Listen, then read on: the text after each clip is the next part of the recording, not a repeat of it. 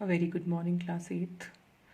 So today we will move further in our chapter 16, the cell. To revise what we have done till now, let's go through the slides once again. So we started with what is a cell. Cell is the smallest unit that is capable of performing life functions. Then I told you why cell is a basic structural unit, and we compared it with a brick, that how one brick, when many bricks, there is a single brick, and when many bricks combine together they make a wall. When many walls combine together they make a room, and when many rooms combine together they make a house. Same way, there's a single cell. When many cells combine together they make tissues. When many tissues combine together they make organs, and when many organs combine together they make organ system, and that makes the body. This function of cell as a basic structural unit remains the same with all living organisms, whether it is human beings, animals, or plants. The cell performs the same life building function. Okay. Then I told you who discovered cell. We learned about scientist Robert Hooke from England, that how he discovered cell in 1665 when he analyzed a slice of cork under the microscope. Then I told you that cell is a very small unit, cannot be seen with naked eyes. Therefore, the equipment, the apparatus that we use to see cell is called microscope. Microscope is that apparatus which makes small things appear to be very big. Then I showed you a few pictures of microscopic world, and then there was a video in between where I had shown you an experiment where a lady is preparing a slide of cheeks of onion peel cells, and then she analyzes them under the microscope. That experiment, that was the video. So if you want to see that video again, you can go back to part 1 of this chapter, and in that video is there. Okay, usi mein you can also see how slides are prepared to be seen under the microscope, and this is a comparison of cheek cell versus onion cells. Okay, so cheek cells are animal cells, onion cells are plant cells, and there is a difference between both of them. One of the major differences being the shape of them. You can see there's a difference between both the shapes. Okay. Then in last class I had told you about structure of cell, that I told you that it is a very small entity, but in that small entity there are many parts, and when we read about structure of cell, we read about those parts. I also told you that generally plant and animal cells have many parts which are common, but at the same time they also have certain parts which plant cells have and animal cells do not have. Okay, so when I started the class about structure of cell, I told you that first पहले हम वो वाले parts पढ़ेंगे जो कि plant और animal cells दोनों में होते हैं, जो कॉमन होते हैं. ओके, और फिर हम वो वाले पार्ट्स पढ़ेंगे जो सिर्फ प्लांट सेल्स के अंदर होते हैं. So in the last class I taught you about cell membrane. Now this is the part of the cell which is common for both animal and plant cells. Okay, cell membrane के बारे में बताया था मैंने आपको कि वो क्या होती है. Okay, that it is a skin covering the cell, it protects the cell, it gives shape to the cell. Now cell membrane is present both in plant and animal cells. Then I told you about cytoplasm, that cytoplasm, ये जो आप yellow देख रहे हैं पूरा cell में जो भरा हुआ है जेली लाइक सब्सटेंस होता है. It is filled up in the whole cell. Okay, and all the organelles, यानी कि सेल के जो सारे ऑर्गन्स होते हैं, they are all present in cytoplasm. Okay, उसके बाद मैंने आपको बताया था न्यूक्लियस क्या होता है. Nucleus is the boss of the cell, it controls everything, it has DNA, and most of the cells have one nucleus, but many cells like muscle cells have more than one. Okay, Then I told you about parts of nucleus. That वो जो हमने nucleus देखा, वो nucleus actually कैसा दिखता है, उसके क्या पार्ट्स होते हैं. सो मैंने न्यूक्लियस मेम्ब्रेन के बारे में बताया that it is the wall of the nucleus. Nucleoplasm is the jelly like substance that is in nucleus. And then chromosome is something that gives us our DNA and decides the genetics. ये हमने पिछली class में अपनी पढ़ा था. Now I am moving further, जितना हमने अभी तक पढ़ा था उससे आगे. So now the next part of cell which is present in both animal and plant cell are called organelles. Okay, now in order to understand organelles, it is very important to first understand the function of cell. कि cell का function, हम organelles पढ़ें इससे पहले ये ज़रूरी है कि हम ये समझें कि एक सेल का फंक्शन क्या होता है. तो चलिए देखते हैं सेल के फंक्शंस क्या होते हैं. सेल का इंपॉर्टेंट फंक्शन होता है to make energy. Okay, energy is needed for all the activities. हम जो एनर्जी यूज़ करते हैं, प्लांट्स जो एनर्जी यूज़ करते हैं, एनिमल्स जो एनर्जी यूज़ करते हैं, माइक्रो लेवल पे वो एनर्जी कौन बनाता है, हमारे सेल्स बनाते हैं. इंडिविजुअल सेल एनर्जी जनरेट करते हैं which gets combined and that's how we get energy to function. Okay, so the function of the cells is to make energy. Now जब एनर्जी बनती है तो कुछ चीज़ें वेस्ट भी होती हैं. जैसे जब आप खाना खाते हैं तो कुछ खाना आपका डाइजेस्ट होता है और कुछ खाना आपका वेस्ट हो जाता है, जो कि आप स्टूल की फॉर्म में निकाल देते हैं. सेम वे जब एनर्जी भी बनती है तो कुछ एनर्जी बनाने में चीज़ें वेस्ट होती हैं, वेस्ट मटेरियल जनरेट होता है जो कि बाहर साफ होने की भी ज़रूरत होती है. फिर नेक्स्ट फंक्शन होता है to make protein. Protein is a very important function, making protein, because protein is needed for all the work that a cell does.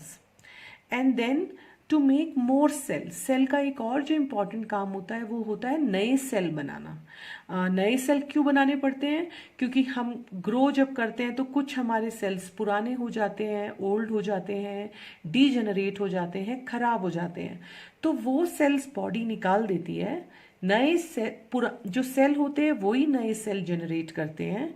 और उसके साथ साथ कई बार हम बीमार हो जाते हैं, उसमें जो सेल्स डैमेज हो जाते हैं वो भी बाहर निकालने की ज़रूरत होती है. So to recover for this loss of cells, new cells are needed. और वो न्यू सेल्स कौन बनाते हैं? पुराने ही सेल्स बनाते हैं. आप जो एक बीमारी बहुत ऑफन सुनते हैं, कैंसर, वो एक्चुअली क्या होता है?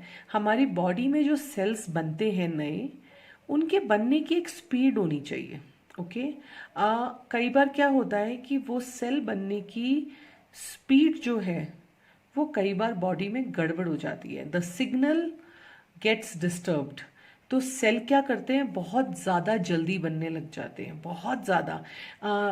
आप सोचिए, अगर आप नल में से पानी भरने वाले हैं बकेट के अंदर, और अगर आपकी बकेट से आप सपोज कीजिए ना, यू आर टेकिंग बाथ, आप नहा रहे हैं और आपने टैप के नीचे बाल्टी लगाई हुई है, तो आप बकेट से जब तक पानी भर भर के नहाते नहीं रहेंगे, फाइन, लेकिन नल चला के रखेंगे. आप नल चला के रखिए और साथ साथ मग्गा भर के अपने ऊपर पानी डाल रहे हो, तो क्या होगा?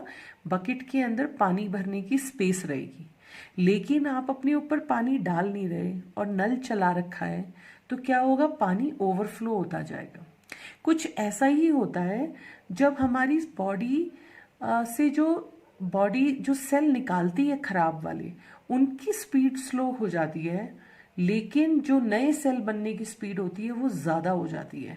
तो क्या होता है? ओवर स्टॉक ऑफ सेल्स हो जाता है. वो जो ओवर स्टॉक ऑफ सेल्स हो जाता है वो एक तरीके का ट्यूमर बन जाता है. And that tumour is what we call as cancer. Okay, so can you imagine a disease so big and life-threatening starts from a single cell actually, and that tells you how important a cell is. Okay, तो ये कुछ cell के functions होते हैं. To create energy so that the body functions, to make proteins and to make cells. अब ये सब functions कौन करता है? ये सब functions they are all performed by, these functions are performed by organelles. Okay, organelles organ शब्द से आया है और आप उसी से इसको समझिए. Okay, so I will show you now what are the organelles. Organelles कौन कौन से होते हैं आप देखो, राइबोसोम इज एन ऑर्गेनल, ठीक है, endoplasmic reticulum is an organelle, lysosome is an organelle, chloroplast is an organelle, Golgi bodies are organelles, mitochondrion is organelle and again endoplasmic reticulum. तो ये जो चीजें हैं ना, जो मैंने आपको अलग अलग नाम दिए लिए, ribosome, endoplasmic reticulum, lysosome, chloroplast, Golgi bodies, इनको इकट्ठे अगर जब हम इनको ग्रुप करते हैं तो इनको हम कहते हैं organelles. Okay, they are like small small organs of the cell. Fine, तो ये सारे जो फंक्शंस ऑफ द सेल होते हैं ये कौन पूरा करता है? ये ऑर्गेनल्स पूरे करते हैं। Okay, now see, I showed you again organelles, and this is the cross section of the same organelle. For example, this is mitochondria, okay, and then this is endoplasmic, ये जो पर्पल आप देख रहे हैं endoplasmic reticulum है, okay, ये जो आप देख रहे हैं yellow yellow, these are Golgi bodies. फिर ये जो आप छोटी छोटी गोल गोल बॉल्स देख रहे होंगे, आपको छोटी छोटी बॉल्स दिखाई दे रही हैं, ये जो छोटी छोटी गोल गोल बॉल्स हैं ये राइबोसोम्स है। ओके, फिर क्लोरोप्लास्ट होता है, and all these things have a function in the cell. They all fulfill a certain function in the cell. So let's read more about organelles. Okay, organelles. Organelles do all the work of the cells. Okay, हर एक structure का एक job होता है। तो mitochondrion का अलग job है, endoplasmic reticulum का अलग जॉब है, राइबोसोम्स का अलग जॉब है, हर किसी का अलग अलग जॉब है। जैसे आपकी बॉडी में क्या होता है, अलग अलग ऑर्गन्स होते हैं ना, ब्रेन का कोई काम होता है, हार्ट का कोई काम होता है, उसी तरीके से ये भी सेल के एक तरीके से ऑर्गन्स होते हैं, और इन सब का सेल में अलग अलग फंक्शन होता है। Okay, the function that they perform keep the cell alive. जो वो काम करते हैं सेल के अंदर, वो सेल को जिंदा रखता है, और सेल जिंदा रहता है तो यानी कि हम जिंदा रहते हैं, या एनिमल्स या प्लांट्स, जिसका भी वो सेल है। अगर सेल जिंदा रहेगा तो वो लिविंग ऑर्गेनिज्म जिंदा रहेगा, अगर सेल जिंदा नहीं रहेगा तो हम लिविंग ऑर्गेनिज्म भी जिंदा नहीं रहेगा। They are like mini organs, they are like mini organs, उनके सबका कोई ना कोई फंक्शन है। Okay, following are some important organelles. मैंने आपको फोटोज भी दिखाई हैं, will read their names also. So what are the important organelles? Mitochondria, endoplasmic reticulum, I show you the location also. Mitochondria का नाम आया तो ये माइटोकॉन्ड्रिया है। ओके, अगर मैं क्रॉस सेक्शन में आपको दिखाऊं तो ये माइटोकॉन्ड्रिया है, ये येलो वाला। ओके, उसके बाद अगला आया एंडोप्लाज्मिक रेटिकुलम, तो एंडोप्लाज्मिक रेटिकुलम ये है, can you see this, this is endoplasmic reticulum. अगर मैं इसमें दिखाऊं तो ये जो पर्पल पर्पल ऐसे जिगजैग जिगजैग लाइनें हैं, दे आर एंडोप्लाज्मिक रेटिकुलम। अगला कौन सा है? Golgi complex. So Golgi complex कहाँ है? मैं आपको इसमें दिखाती हूँ, ये रहा गोल्गी बॉडीज जो लिखा हुआ है ना, ये इधर इसमें दिखाऊं तो ये जो येलो पैनकेक जैसे ऐसा लग रहा है ना, एक के ऊपर एक पैनकेक्स पड़े हुए, रोटी सी पड़ी हुई है, they are Golgi bodies, this one. उसके बाद अगला कौन सा है? राइबोसोम्स। सो ये जो गोल गोल बॉल्स दिख रही हैं आपको, ये वाली, ये ऊपर पिंक कलर की छोटी छोटी बॉल्स, जो आपको यहाँ पर भी दिखेंगी छोटी छोटी बॉल्स पूरी एंडोप्लाज्मिक रेटिकुलम के ऊपर, दे आर राइबोसोम्स। उसके बाद लाइसोसोम्स, ये जो आपको गोला दिख रहा है lysosome, this is lysosome. Okay, and then lastly chloroplast. Chloroplast कौन सा पोर्शन है? ये वाला, ये जो ग्रीन ग्रीन आपको दिख रहा है, ये क्लोरोप्लास्ट ऑर्गेनेल जो होता है वो सिर्फ प्लांट सेल्स में होता है, एनिमल सेल्स के अंदर नहीं होता। बाकी जितने हैं mitochondria, endoplasmic reticulum, Golgi complex, ribosomes, lysosomes, they are present in both plant and animal cells. Okay, अब हम अगली कुछ स्लाइड्स में क्या करने वाले हैं? अगली कुछ स्लाइड्स में हम इन सबको डिटेल में पढ़ने वाले हैं। हर ऑर्गेनेल का फंक्शन क्या होता है, कैसा वो दिखता है, ये हम अगली कुछ स्लाइड्स में पढ़ेंगे. So I hope you are clear. हमने अभी तक स्ट्रक्चर ऑफ सेल पढ़ा, जिसमें हम अभी तक वो चीज़ें पढ़ रहे हैं जो प्लांट और एनिमल सेल दोनों में होती हैं. उसमें सबसे पहला पार्ट था सेल वॉल, सेल मेम्ब्रेन. दूसरा पार्ट था न्यूक्लियस. तीसरा पार्ट था साइटोप्लाज्म. और चौथा पार्ट है ऑर्गेनेल. ऑर्गेनेल जो होते हैं further are divided into many parts, mitochondria, endoplasmic reticulum etcetera. अब हम इन सब के बारे में थोड़ा थोड़ा पढ़ेंगे. Okay, so the first one is mitochondria. Now mitochondria is called the powerhouse of the cell. This is the powerhouse of the cell. Why it is called powerhouse of the cell? Because एक तो ये जो हमारा नाक सांस लेने का काम करता है ना, सेल के लिए सांस लेने का काम माइटोकॉन्ड्रिया करता है. So it performs the function of respiration. Okay, it performs the function of respiration. So in other words we can say कि जो सेल को in case of plant cell जो उनको रेस्पिरेशन के लिए रिक्वायरमेंट होती है वो पूरी माइटोकॉन्ड्रिया करता है, और एनिमल्स के अंदर भी माइटोकॉन्ड्रिया ही रेस्पिरेशन का बेसिस होता है. वहीं तो ये they perform the function of respiration for the cell, mitochondria. दूसरा फंक्शन जो माइटोकॉन्ड्रिया का वो होता है, आपने देखा है जब हम खाना खाते हैं, ठीक है, तो जब खाना खाते हैं तो वो खाना धीरे धीरे डाइजेस्ट होता है, ब्रेक डाउन होता है, और उस खाने के अंदर जो शुगर होती है, हर खाने के अंदर शुगर होती है, मैं शुगर से मेरा मतलब है ग्लूकोज. ओके, तो वो ग्लूकोज जब हमारी बॉडी में ब्रेक डाउन होता है तो हमें एनर्जी मिलती है.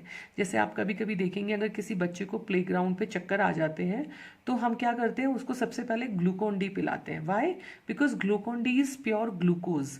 ग्लूकोज पीते ही आपके शरीर में एनर्जी आती है. So whenever in case of हमारी बड़ी बॉडीज़ की केस में बता रही हूँ, जब हम खाना खाते हैं तो खाने की ग्लूकोज ब्रेक डाउन होती है, और जब ग्लूकोज ब्रेक डाउन होती है तो हमें एनर्जी मिलती है. यही फंक्शन सेल के लिए कौन पूरा करता है? माइटोकॉन्ड्रिया पूरा करता है. It converts the sugar from food into the usable form of energy. It converts glucose, food से ग्लूकोज को एनर्जी में कन्वर्ट करता है. तो mitochondria is the powerhouse of the cell. सारी पावर जो सेल को मिलती है वो माइटोकॉन्ड्रिया से मिलती है. अगला पार्ट कौन सा है? And this is how mitochondria looks. Individual part. अभी मैं आपको पूरा सेल नहीं दिखा रही हूँ, वो छोटा सिर्फ माइटोकॉन्ड्रिया कैसा दिखता है ये दिखा रही हूँ. ओके, अगला है एंडोप्लाज्मिक रेटिकुलम. एंडोप्लाज्मिक रेटिकुलम को आप एक तरीके से सेल की डिलीवरी सर्विस बोल सकते हैं. ओके, डिलीवरी सर्विस क्या होती है? हम कुछ ऑर्डर प्लेस करते हैं तो वो डिलीवरी सर्विस हमारे घर तक वो सामान पहुंचाती है ना, कुछ यही काम एंडोप्लाज्मिक रेटिकुलम का होता है. आप देखेंगे ये छोटी छोटी मेम्ब्रेन्स है एंडोप्लाज्मिक रेटिकुलम में, जैसे कि ये छोटे छोटे रास्ते से बने हो, सड़क सी बनी हो. ओके, तो ये जो मेम्ब्रेन होती हैं they work as the delivery system of the cell. यहीं से जो प्रोटीन है या और कोई केमिकल्स है वो ट्रैवल करके पूरे सेल में जाते हैं. So this is called the delivery network of the cell. That is the function of endoplasmic reticulum. फिर आती हैं गोल्गी बॉडीज. गोल्गी बॉडीज कुछ इस तरीके से दिखती हैं. ये दिख रही है आपको. गोल्गी बॉडीज क्या करती हैं? They are called the packager of the cell. ठीक है, एंडोप्लाज्मिक रेटिकुलम जो है वो डिलीवरी सर्विस है, लेकिन डिलीवरी तो उस सामान की तब होगी ना जब पहले सामान पैक होगा. ओके, तो पैक कौन करता है उस सामान को? और वो सामान क्या है? सामान है प्रोटीन्स. ओके, और उनकी पैकिंग कौन करता है? Golgi bodies. So Golgi bodies pack the protein for delivery. Okay, और वो डिलीवरी फिर कौन करता है? एंडोप्लाज्मिक रेटिकुलम करता है. और गोल्गी बॉडीज स्टोर भी कर सकती हैं प्रोटीन अगर कभी ज़रूरत पड़े तो. क्लियर हुआ आपको? So Golgi bodies pack the proteins and endoplasmic reticulum delivers those proteins and chemicals to the whole cell. Okay, तो आप देख रहे हो हर एक पार्ट का कुछ कुछ फंक्शन है. That is why they are called small organs, mini organs. फिर आते हैं राइबोसोम्स. राइबोसोम्स ये छोटी छोटी बॉल्स होती हैं. आप देख रहे हैं छोटे छोटे जो दाने दिख रहे हैं, मैंने पहले भी आपको दिखाया था. ये एंडोप्लाज्मिक रेटिकुलम पे लगे होते हैं, और ये क्या करते हैं, ये प्रोटीन बनाते हैं, they are the food producer basically. ये पूरा खाना प्रोड्यूस करते हैं सेल के लिए। So they make the protein, so they make protein and Golgi bodies pack that protein and endoplasmic reticulum delivers that protein. Are you getting my point?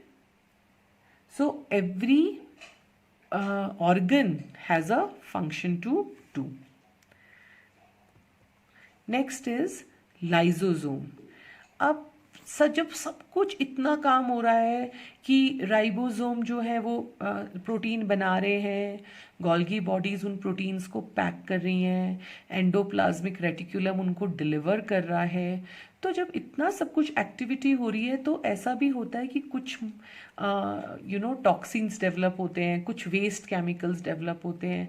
आपने देखा है जब हम जैसे जब हम खाना खाते हैं तो कुछ खाना तो हमारी बॉडी यूज़ करती है, कुछ खाना और पानी वेस्ट होता है।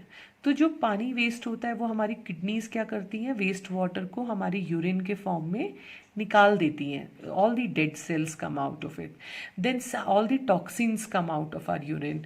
उसके बाद जब हमारा खाना डाइजेस्ट नहीं होता, वो हम जब स्टूल पास करते हैं तो उसमें हमारा अनडाइजेस्टेड फूड बॉडी निकाल देती है। वो क्या है, हमारी बॉडी का एक तरीका है शरीर के अंदर से ऐसी चीज़ों को निकाल देना जो शरीर के लिए किसी फायदे की नहीं है, और अगर शरीर के अंदर रहेंगी तो शरीर के लिए पॉइजनस हो सकती हैं। सेम वे सेल के अंदर भी एक पार्ट होता है जिसको हम कहते हैं लाइजोसोम। लाइजोसोम अगर मैं आपको सिंपल वर्ड्स में बोलूं तो सेल का वेस्ट डिस्ट्रॉयर होता है। सेल के अंदर जो भी गंदगी जमा होती है सेल के फंक्शंस के कारण, उनको कौन डिस्ट्रॉय करता है, लाइजोसोम डिस्ट्रॉय करता है। तो लाइजोसोम क्या करता है, ऑर्गेनल्स के कोई पार्ट खराब हो गए हैं उनको फ्लश आउट करता है, हमारे शरीर में कोई बैक्टीरिया है तो उसको फ्लश आउट करता है, और जो कोई भी टॉक्सिक वेस्ट है सेल के अंदर उसको वो सेल से बाहर निकाल देता है। तो मैंने आपको दिखाया था, एक गोला सा दिखाया था, ये जिस तरह से पहले वाली, so this circle is a lysosome. So this is the function of lysosome. And lastly, chloroplast. अब chloroplast are the food producer for plant cells. Chloroplast एक ऐसा ऑर्गेनल है जो कि एनिमल सेल्स में नहीं होता, सिर्फ प्लांट सेल्स में होता है। बचपन से आप एक वर्ड पढ़ते हुए आ रहे हैं जिसको आप कहते हैं फोटोसिंथेसिस। फोटोसिंथेसिस यानी कि that process by which a plant makes its own food with the help of chlorophyll, sunlight and water. Okay, या बचपन से पढ़ते जा रहे हैं तो वो क्लोरोफिल क्या होता है, हमने ये पढ़ा है कि क्लोरोफिल वो चीज़ होती है जो कि प्लांट्स को ग्रीन कलर भी देती है। बट बेसिकली क्लोरोफिल कहाँ से आती है, chlorophyll comes from chloroplast. So chloroplast contains a green pigment called chlorophyll. All right. This chlorophyll is very important for photosynthesis. इसके बगैर photosynthesis नहीं हो सकता, प्लांट अपना खाना नहीं बना सकता, और therefore chloroplast helps the plant in making its food. Okay. So the chloroplast is present only in plants. Fine. Chloroplast की क्यों ज़रूरत होती है इतनी ज़्यादा, ये मैं अभी आपको आगे भी पढ़ाऊंगी. Okay, so chloroplast is basically it contains chlorophyll and chlorophyll helps in photosynthesis. Okay, so this organelle is present only in plant cells. तो ये हमने ऑर्गेनल्स के बारे में पढ़ा. Fine. Now we will come back to the structure of parts of the cell. तो अभी तक हमने वो सब पढ़ लिया है जो प्लांट और एनिमल सेल दोनों में होता है. अब हम वो दो पार्ट्स पढ़ेंगे जो कि सिर्फ प्लांट सेल में होते हैं. ओके, तो प्लांट सेल में कौन से पार्ट है, एक है cell wall.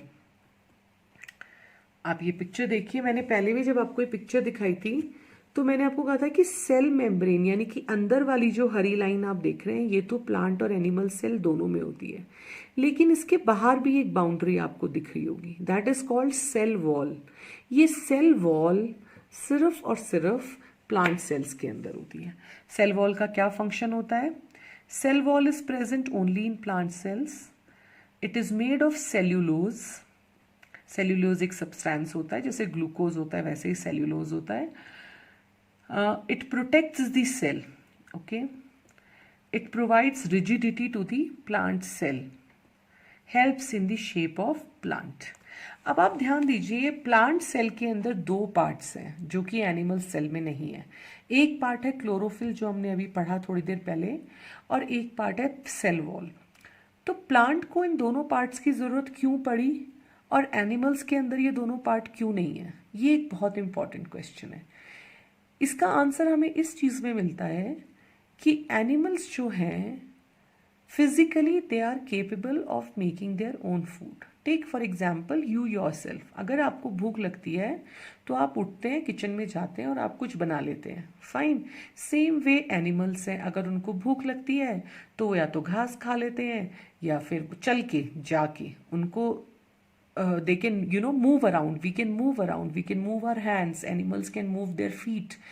So we are capable of making our own food, क्योंकि हमारे पास वो कैपेबिलिटी है जो नेचर ने दी है. हमारे पास लिम्ब्स हैं, हम एक जगह फिक्स्ड नहीं हैं, हम मूव अराउंड कर सकते हैं, हम अपना खाना बना सकते हैं. पर आप प्लांट्स देखिए, plants are fixed at a place. ऐसा तो नहीं है कि एक प्लांट को भूख लगी तो वो बाहर क्यारी से चलकर किचन तक आ सकता है, फ्रिज खोलकर उसमें से सेब खा सकता है. ऐसा हो सकता है क्या? नहीं हो सकता, because plants are fixed at a place. So because they are fixed at a place, nature has given them something called chlorophyll. उनके सेल्स के अंदर क्या प्रेजेंट है? क्लोरोप्लास्ट. क्लोरोप्लास्ट उनको क्या देता है? क्लोरोफिल. और क्लोरोफिल की हेल्प से वो क्या करते हैं? फोटोसिंथेसिस करते हैं, ताकि जिस जगह वो खड़े हुए हैं, जिस जगह वो उनकी रूट्स हैं और जहाँ से वो मूव नहीं कर सकते, वो वहाँ खड़े खड़े ही अपना खाना सनलाइट और क्लोरोफिल की हेल्प से अपना खाना बना सकते हैं. That is the reason chlorophyll is present in chloroplast and chlorophyll is present in plant cells. Same way cell wall. Cell wall is made of cellulose. Cellulose जो होता है थोड़ा सा हार्ड मटेरियल होता है.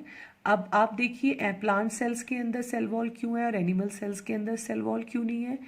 क्योंकि जो एनिमल्स हैं, ह्यूमन बींग्स हों या एनिमल्स हों, हमारे अंदर बोन्स होती हैं.